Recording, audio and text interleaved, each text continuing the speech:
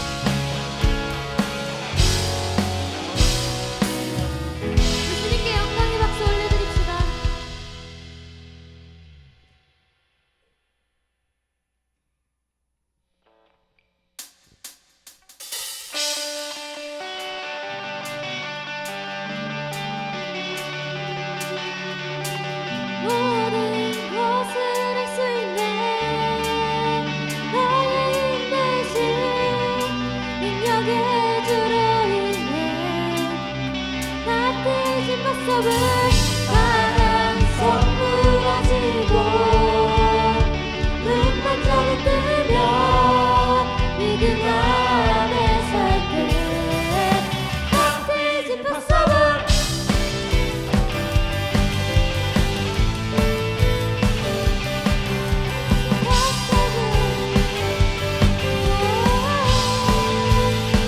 보는 대로 살지 않고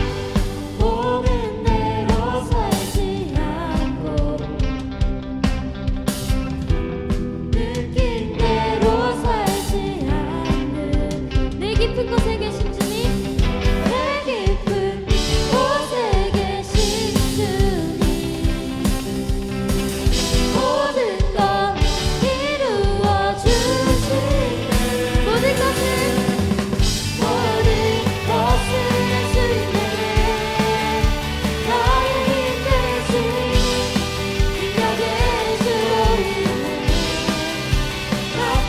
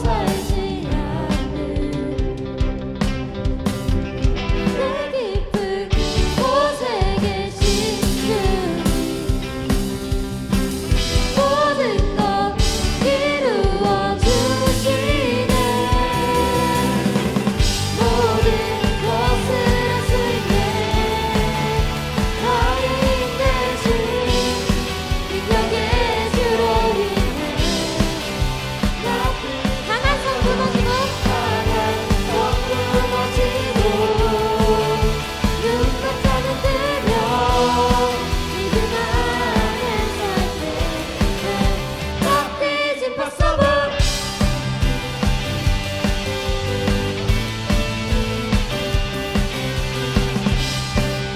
주님을 믿는다고 함께 선포합시다. I believe, I believe, I believe, I believe in you. I believe, I believe, I believe, I believe in you. I believe, I believe, I believe, I believe in you. I believe, I believe, I believe, I believe.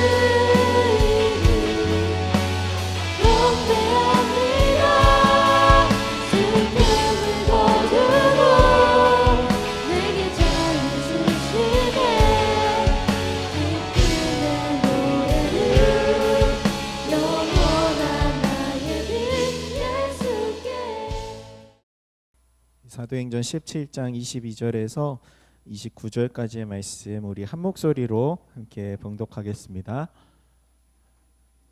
모든 아덴 사람과 거기서 나그네 된 외국인들이 가장 새로운 것을 말하고 듣는 것 이외에는 달리 시간을 쓰지 않음이더라. 바울이 아레오바고 가운데 서서 말하되 아덴 사람들아 너희를 보니 범사에 종교심이 많도다. 내가 두루 다니며 너희가 위하는 것들을 보다가 알지 못하는 신에게라고 새긴 단도 보았으니 그런즉 너희가 알지 못하고 위하는 그것을 내가 너희에게 알게 하리라. 우주와 그 가운데 있는 만물을 지으신 하나님께서는 천지의 주제시니 손으로 지은 전에 계시지 아니하시고 또 무엇이 부족한 것처럼 사람의 손으로 섬김을 받으시는 것이 아니니 이는 만민에게 생명과 호흡과 만물을 친히 주시는 이심이라. 인류의 모든 족속을 한 혈통으로 만드사 온 땅에 살게 하시고 그들의 연대를 정하시며 거주의 경계를 한정하셨으니 이는 사람으로 혹 하나님을 더듬어 찾아 발견하게 하려 하심이로되 그는 우리 각 사람에게서 멀리 계시지 아니하도다. 우리가 그를 힘입어 살며 기동하며 존재하느니라.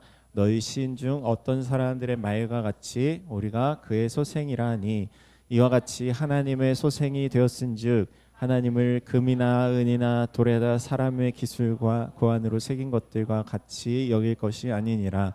이는 살아계신 하나님의 말씀입니다. 아멘. 자리에 앉겠습니다. 우리 중등부 친구들 반갑습니다. 우리 앞뒤 좌우 축복하며 인사할까요? 예수님의 이름으로 사랑합니다. 축복합니다.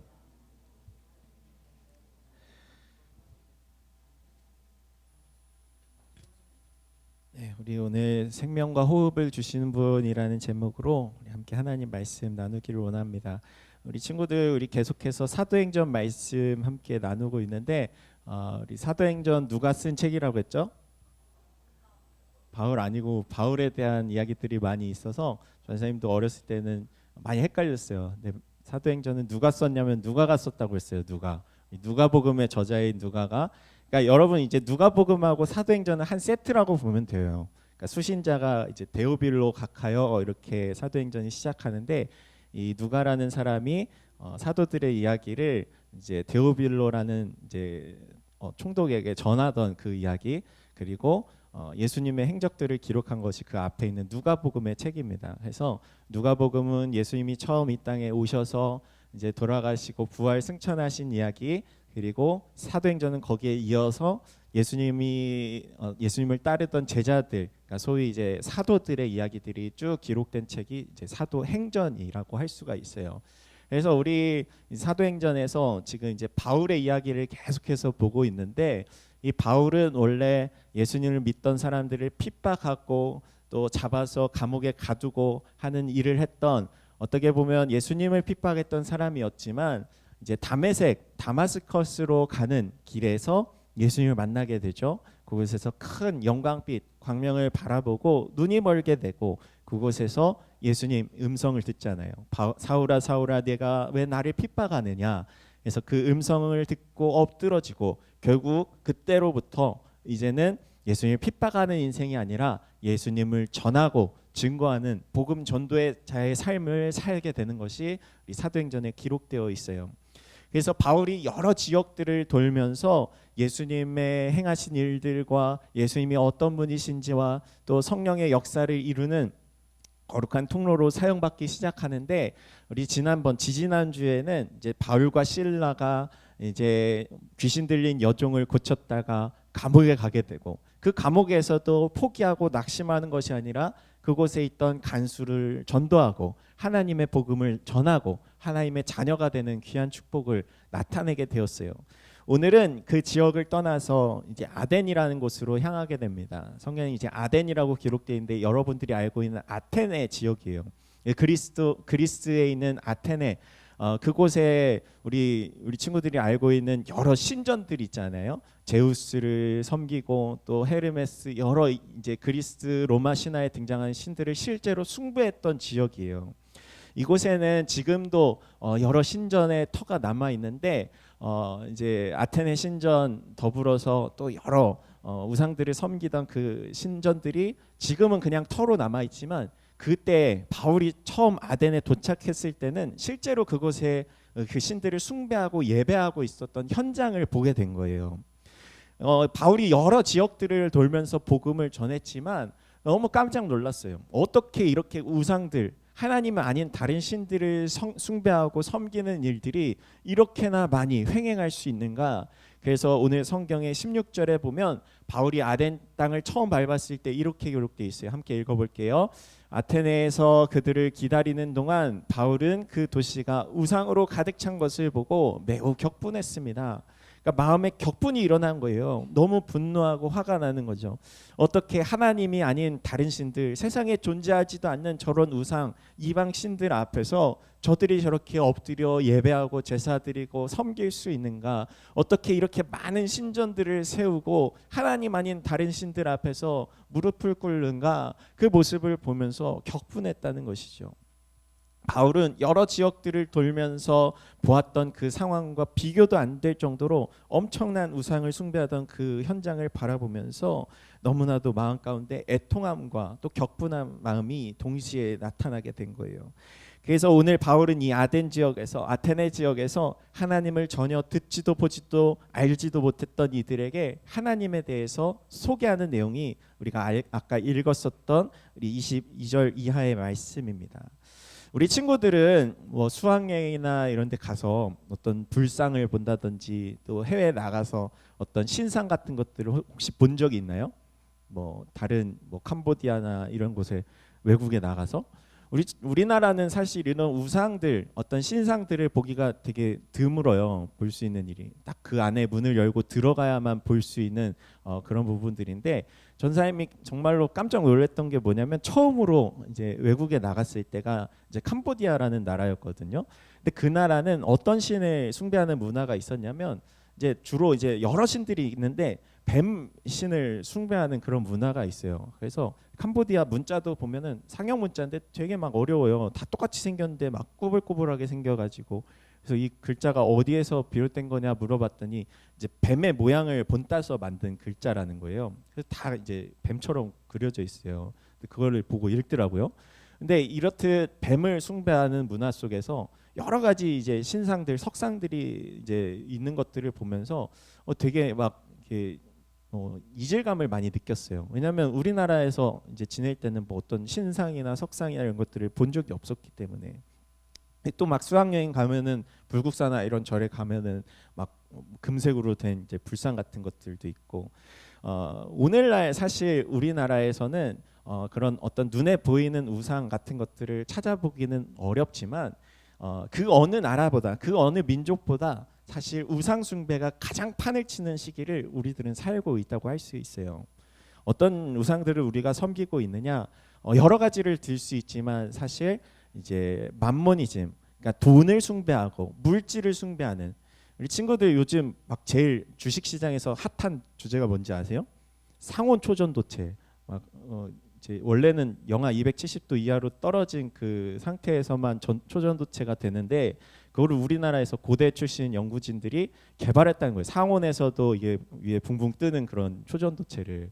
근데 그것에 대해서 막 발표를 하니까 어디가 제일 들쑥날쑥하냐면 주식 시장이에요. 이거에 관련된 주가가 어디에 투자해야 우리가 돈을 벌 수 있는가, 어디에 투자해야 우리가 성공할 수 있는가에 사람들이 다 혈안이 되어서 그것만 찾아다니고 있어요. 그래서 어제는 보니까 네이처라는 그 학술지에서 이거 가짜다, 거짓말이다 이렇게 해버리니까 또 주식이 폭락하고, 그런 것들을 우리는 너무나도 많이 보고 있어요. 뭐 전사님이 어렸을 때 이제 황우석 박사님이 이제 줄기세포로 인해서 막 이런 문제들이 있었는데, 사실 이런 것들에 대해서 사람들이 막 돈이, 엄청난 물질들이 막 들쑥날쑥하고 그런 모습들이 왜 나타나냐면 사실 돈이 인생의 가장 중요한 것이 되었고 물질이 가장 인생의 중요한 부분들이 되었기 때문에 이분들은 여기에 목숨을 거는 거거든요. 그래서 어떻게 보면 이분들에게는 돈과 주식과 이런 물질 같은 것이 우상이 되어버린 시대를 우리는 바라보고 있어요. 또 어떤 우상들이 있을까요? 성공주의, 또 좋은 대학 스카이 가야, 또 어떤 좋은 대학에 가야만 우리가 성공할 수 있어, 이런 성공주의에 너무 집착하고 빠진 사람들.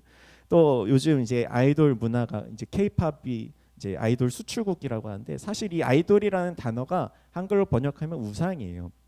그래서 그 앞에서 많은 열광들을 하고 막 이렇게 환호하고 또 열정적으로 그 팬덤이라고 하는데 막 따르는 그 사람들의 모습을 보면서 마치 우상을 숭배하는 모습과도 같다. 그 정도로 너무나 또 막 열렬하고 한 모습들을 보면서 아이돌 문화로 이렇게 지칭을 하는데 사실 뭐 좋은 열심히 뭐 이렇게 노래하고 잘하는 가수들 보면서 박수 쳐주고 응원을 할 수 있는데 우리 전사님이 얘기하는 우상 정도의 수준은 어떤 걸 얘기하냐면 정말로 이 사람을 신처럼 모시고 떠받들고 따르는 사람들이 있어요.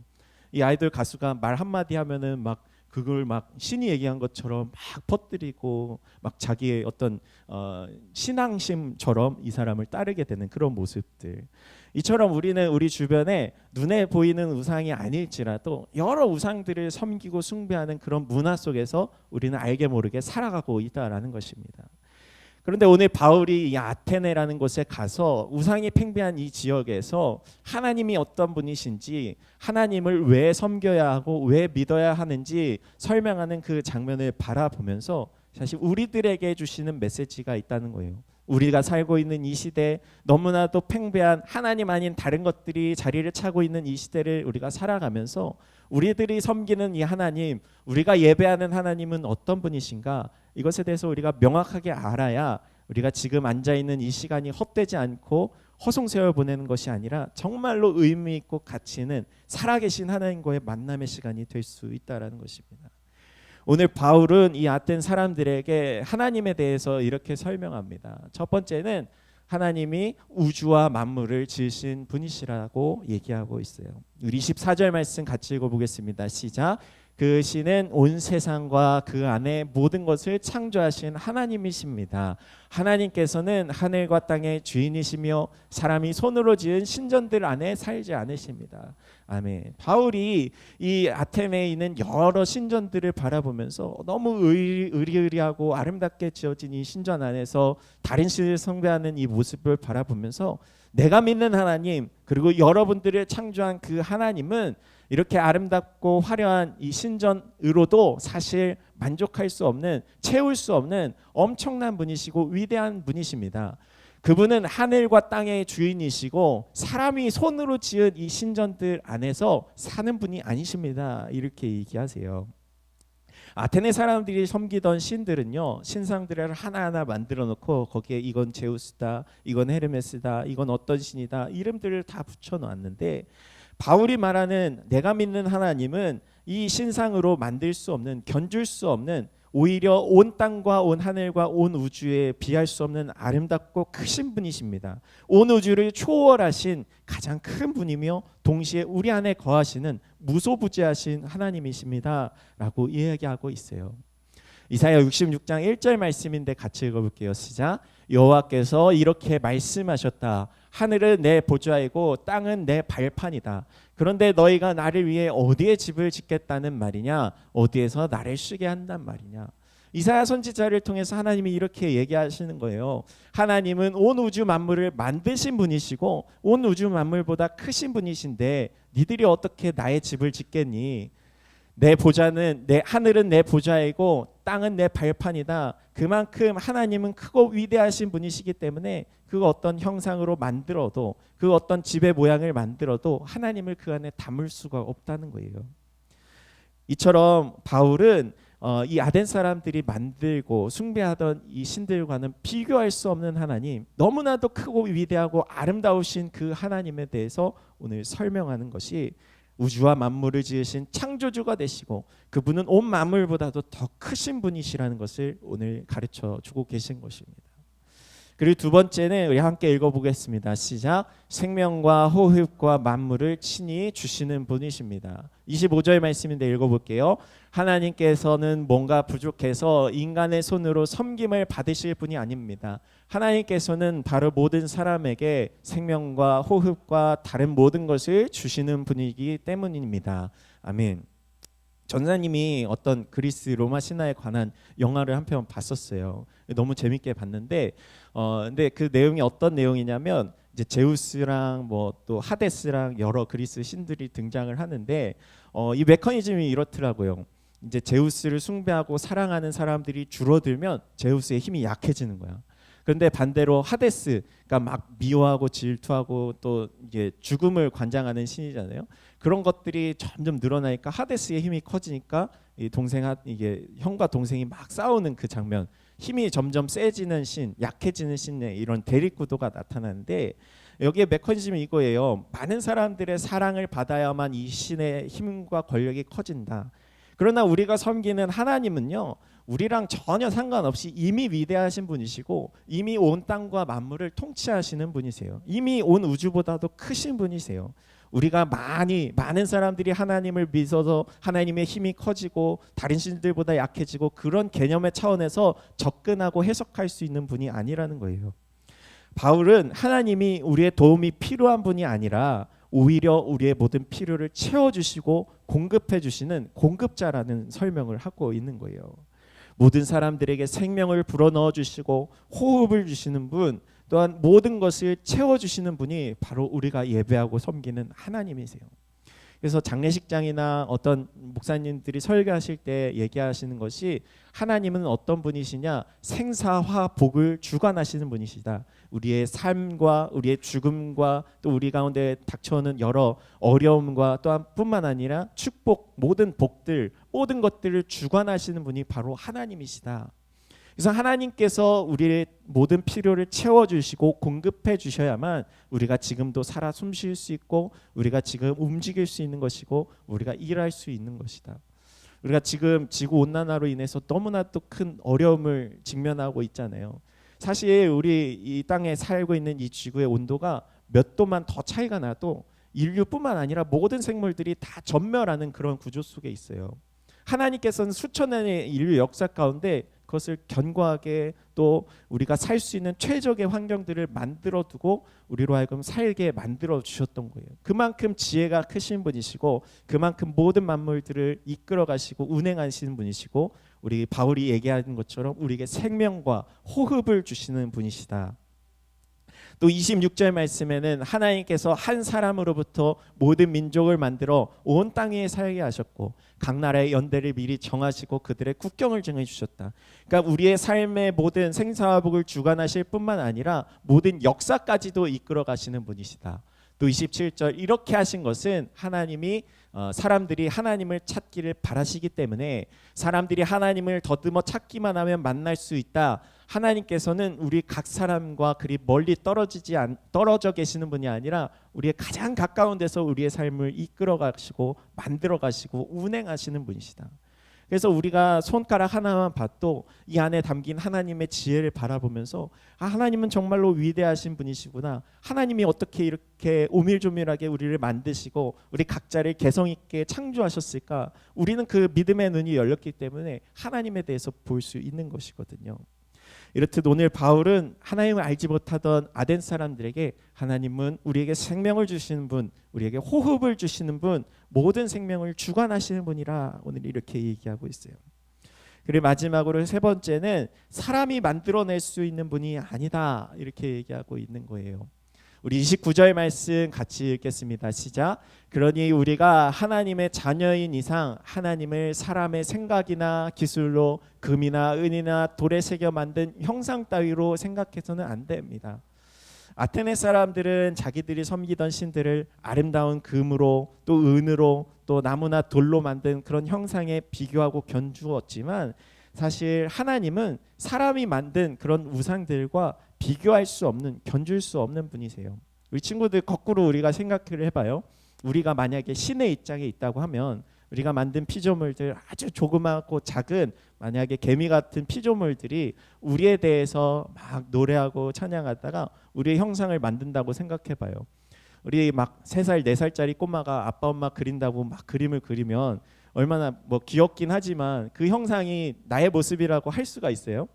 비교했을 때 나를 그렸다고는 하지만 어마어마한 차이가 있는 거예요. 마찬가지로 하나님께서 지으신 우리 사람들이 우리가 뭔가 형상을 만들어 놓고 너무나도 아름답게 조각을 한다 한들 그것이 하나님이라고 말한다면 하나님 입장에서는 온 우주와 만물에 비교해서도 너무나도 큰 영광과 아름다움을 가지신 분이 이 작은 어떤 형상을 보고 하나님이다 이렇게 얘기하는 것은 어떻게 보면 신성 모독에 가까울 정도로 큰 차이가 있는 그런 모습이라는 거예요.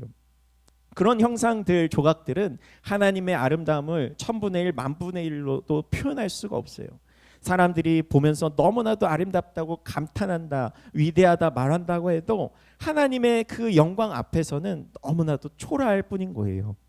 그렇기 때문에 어떤 금이나 은이나 돌로 만든 이 그리스 아테네의 신들, 이런 신들이 아니라 우리 하나님은 우리 사람이 만들 수 없고, 그리고 만든다 한들 그 아름다움에 비교하거나 견줄 수 없는 너무나도 크신 분이십니다. 오늘 바울은 얘기하고 있거든요. 출애굽기 3장 14절에 하나님께서 모세를 부르시는 장면이 나와요. 이 말씀도 같이 읽어볼게요. 시작. 하나님께서 모세에게 말씀하셨습니다. 나는 스스로 있는 자라. 너는 이스라엘 백성들에게 말하여라. 스스로 있는 자가 나를 너희에게 보냈다라고 말이다. 우리 하나님은 모세를 처음 부르실 때 자신에 대해 이렇게 소개하세요. 나는 스스로 있는 자이니라. 세상 사람들은 여러 신들을 우상으로 만들고 이 신이 우리를 만들었다, 혹은 이 신이 우리를 도와줄 거다, 우리에게 복을 줄 것이다 설명하지만, 하나님만큼은 그 어떤 사람도 어떤 존재도 만들어낸 신이 아니라 스스로 존재하는 분, 온 땅과 만물이 만들어지기 전에 태초 이전부터 이미 계셨던 분이라고 하나님은 설명하고 계세요. 그분은 사람이나 어떤 존재가 만들어낼 수 있는 존재가 아니라 거꾸로 우리들을 만들어내신 창조주이심을 우리가 기억해야 합니다. 하나님을 믿는 피조물된 우리들은요, 그렇기 때문에 하나님을 창조주라고 고백하는 것이고, 그렇기 때문에 우리를 만드신 분을 예배하기 위해 오늘 이곳에 모인 거예요. 오늘 바울은 아덴 사람들에게 하나님은 온 우주 만물을 만드신 분이십니다. 또 우리에게 생명과 호흡을 주시고 우리의 필요를 채워주시는 공급자가 되십니다. 그리고 그 하나님은 인간이 만들 수도 없고 오히려 우리를 만들어내신 분이심, 스스로 계신 분, 처음부터 이미 계셨던 분이시라는 것을 오늘 이 아덴 사람들에게 가르치고 설교합니다. 이 말씀을 듣고 많은 철학자들과 사람들이 다 하나님을 믿진 않았어요. 그러나 그 안에서 하나님을 알게 되고 하나님에 대해서 믿게 된 이들이 있었다고 성경은 기록하고 있습니다. 우리 친구들에게 있어서 하나님은, 여러분들 오늘 이 예배 자리에 앉아 있는데 여러분들에게 있어서 하나님은 어떤 분이신가요? 그냥 단순히 주일날 이렇게 1시간 나와서 예배하는 것이 그냥 부모님이 그렇게 가르쳤기 때문에 하는 어떤 문화적인 행위인가? 혹은 진정으로 살아계신 하나님을 만나서 그 앞에 예배하고 나의 마음을 드리고 나의 생명을 드리며 예배하는 것인가? 우리는 진지하게 고민해 볼 필요가 있어요. 아까도 얘기했지만 우리가 살고 있는 이 시대에 너무나도 많은 문화적 도전들이 있거든요. 우리 K-팝 아이돌 문화, 아이돌 수출국이 되었다고 했잖아요. 어떤 노래를 이렇게 해석한 걸 봤는데 뭐 이브 푸시켓 또 퍼런 수염의 안에 그 제목을 이렇게 보면서 이게 뭔가 한참 고민을 했어요. 이브라는 단어는 제가 알겠는데 이 푸시켓은 또 그리스 신화에 등장한 인물이고 또 푸른 수염의 안에는 어떤 소설에 등장하는 인물인데, 이 세 여인의 공통점이 무엇이냐면 금단의 열매를 혹은 금지된 일을 행했던 그런 사람들이라는 공통점이 있다고 하더라고요. 근데 기독교 우리 신학에서 우리 창세기에서 보면 이 이브라는, 하와라는 인물은 하지 말라는 것을 했던, 처음으로 인류 가운데 죄악을 들여왔던 그런 사람인데, 죄에 어떻게 보면은 잘못을 저질렀던 그런 인물이었는데, 이 노래 가사에서는 이런 도전적인 여인들을 칭송하고 있는 거예요. 우리도 그러면 한번 이 세상에서 너무나도 혁명적이고 혁신적인 일을 해보자, 그런 메시지를 전달해주고 있어요. 그 내용 자체는 어떻게 보면은 많은 일들을 진취적으로 행하고 선한 어떤 메시지를 담고 있지만, 그 본질에는 무엇이냐? 너희들 하나님 없어도 할 수 있어. 하나님 하지 말라고 한 거, 금지된 거 해도 괜찮아. 너희들 성공할 수 있어. 이렇게 은연중에 우리 가운데 그 메시지들을 심어주고 있는 거예요. 그런 노래뿐만 아니라 이 시대의 문화 자체가 사실 그런 어떤 신학적인, 신앙적인 고민에 있어서 굉장히 도전적이고 반기독교적인 얘기들이 많이 담겨져 있다는 거예요. 우리들은 그 앞에서 그냥 박수 쳐주고 칭찬해주고 대단하다, 잘한다 해주면 되지만, 사실 그 안에 너무 몰입하게 되면 우리 안에 있는 하나님의 자리를 빼앗게 되고, 우리 안에 있던 하나님께 대한 그 경외심이 점점 상실하게 되고 우리도 어쩌면 세상에 주시는 메시지 가운데 귀 기울이고 그 안에 빠져들 수가 있다는 거죠. 우리들이 살고 있는 이 시대에 너무나도 많은 우상들이 눈에 보이지는 않지만 다른 우상들이 판치고 있는 이 시대 가운데서 여러분들 오늘 바울이 담대하게 당당하게 얘기하고 전했던 것처럼 아니에요. 하나님께서 온 세상 만물을 만드신 분이시고 그분이 우리를 주관하시는 분이십니다. 당당하게 얘기할 수 있는 여러분들의 신앙이 되었으면 좋겠습니다. 세상이 뭐라고 말한들 세상에 하나님이 없다, 세상에 어떻게 하나님께서 만들 수 있느냐 얘기할 때 아니야, 하나님께서 우리를 만드시고 지금도 살아 역사하시는 분이시다. 내 삶을 인도해 주시고 이끌어 가실 분명히 하나님께서는 지금도 나와 함께 하십니다. 우리 담대하게 세상 가운데 선언하고 선포할 수 있는 여러분들이 되었으면 좋겠습니다. 오늘 바울이 아덴에서 담대하게 복음을 전한 것처럼 우리도 세상 가운데 또 학교 가운데 우리가 속한 공동체 가운데 우리 빛과 소금으로 살아가는 우리 드림교회 친구들이 되기를 우리 주님의 이름으로 축복합니다.